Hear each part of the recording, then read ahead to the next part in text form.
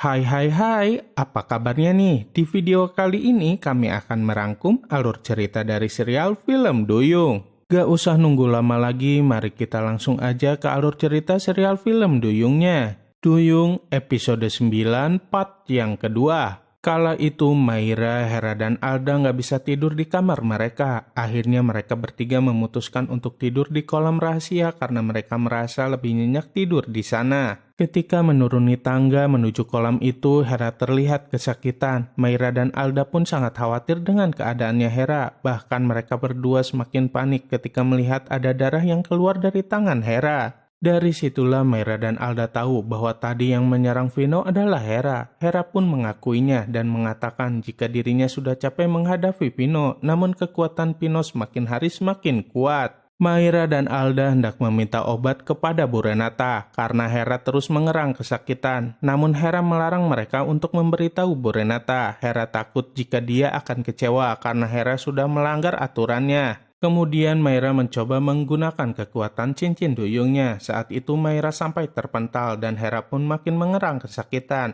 Tapi tak lama kemudian kondisi Hera mulai membaik. Bahkan luka yang ada di tangan Hera pun sudah menghilang. Akhirnya Hera pun bisa pulih kembali. Setelah itu Maira dan Alda meminta Hera untuk gak bertindak gegabah dan membahayakan dirinya karena mereka berdua sangat sayang sama Hera dan gak mau kehilangan dia. Keesokan harinya, ketika di sekolah, Vino dan Dito berpapasan dengan Maira dan Alda. Mereka berdua bertanya kemana Hera. Maira dan Alda bilang bahwa Hera sedang sakit. Mendengar hal itu, Vino jadi semakin penasaran dan curiga sama Hera. Vino masih berpikir bahwa orang yang sudah menyerangnya itu adalah Hera. Di tempat lainnya, tepatnya di Pulau Duyung, Putri Duyung Cassandra dan Duyung lainnya sedang cemas karena kini Pulau Duyung semakin gersang dan panas. Bahkan banyak sekali hewan yang mati di Pulau Duyung. Tak lama kemudian datanglah Putri Duyung lainnya yang sedang membawa Duyung lainnya juga yang kala itu sedang tak sadarkan diri. Kemudian Putri Duyung Cassandra pun bertanya apa yang terjadi. Duyung itu pun gak tahu, yang jelas dia menemukan Duyung tersebut sudah dalam keadaan pingsan. Cassandra pun menggunakan kekuatannya untuk memulihkan Duyung tersebut. Setelah Duyung itu sadar, Cassandra pun bertanya apa yang terjadi pada dirinya. Duyung itu berkata jika tadi tiba-tiba dirinya merasa lemas dan kekuatannya pun menghilang. Duyung itu penasaran sebenarnya apa yang terjadi sama dia. Cassandra berkata bahwa semua itu karena salah satu akibat dari manusia yang sudah masuk ke dalam kolam suci mereka.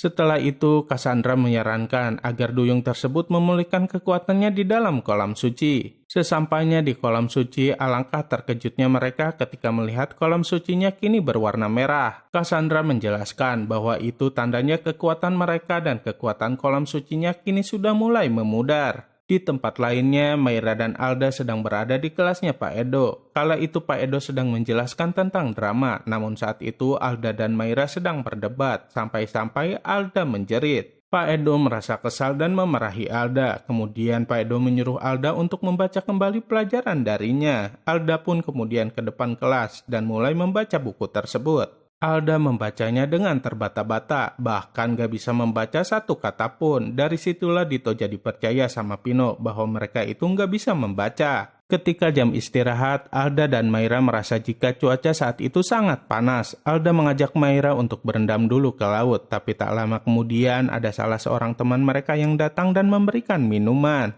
Ternyata dia adalah orang suruhan Vicky dan temannya untuk menjahili Maira dan Alda. Mereka berharap jika Maira dan Alda kebelet pipis dan datang ke toilet. Vicky dan temannya itu sudah membuat jebakan di toilet tersebut. Mereka berdua sempat pesimis karena Maira dan Alda nggak terlihat kebelet pipis. Orang suruhan Vicky pun terus memberikan mereka minuman. Sampai akhirnya Alda pun bilang bahwa dirinya hendak ke toilet. Vicky dan temannya itu sangat senang sekali karena Alda mulai masuk ke jebakan mereka, tapi sayangnya malah orang lain yang terkena jebakan mereka. Sampai-sampai Vicky dan temannya itu dikejar-kejar oleh orang tersebut. Kira-kira apa yang akan terjadi dengan kaum Duyung ya? Saksikan terus kelanjutannya hanya di serial Film Duyung. Jangan lupa untuk like, comment, and subscribe ya biar kami bisa semangat terus bikin videonya. Terima kasih.